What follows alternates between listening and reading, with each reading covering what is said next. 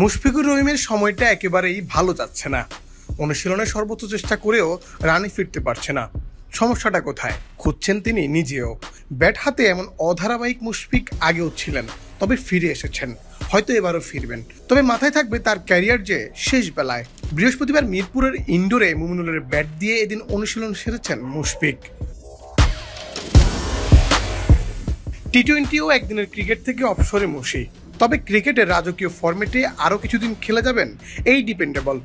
তবে এই ফরম্যাটে নিজেকে হারিয়ে খুঁজছেন মুশফিক। রাওয়ালপিন্ডিতে পাকিস্তানের বিপক্ষে শেষ তিনি খেলেন 191 রানের এক ইনিংস। এরপর আর এমন ইনিংস দেখা যায়নি।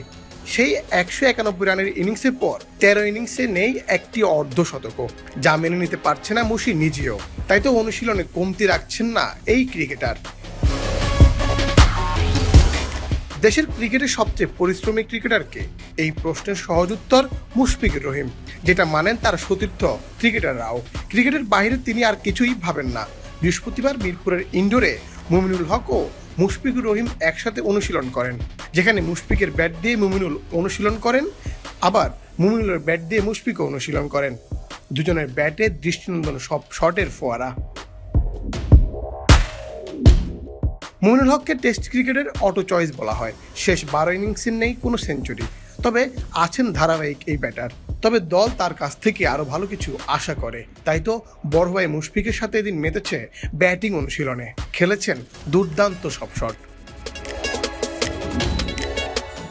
দেশের ক্রিকেটের বেহাল অবস্থা। সব ফরম্যাটের র্যাঙ্কিংয়ে দল আছে টেবিল তলানিতে।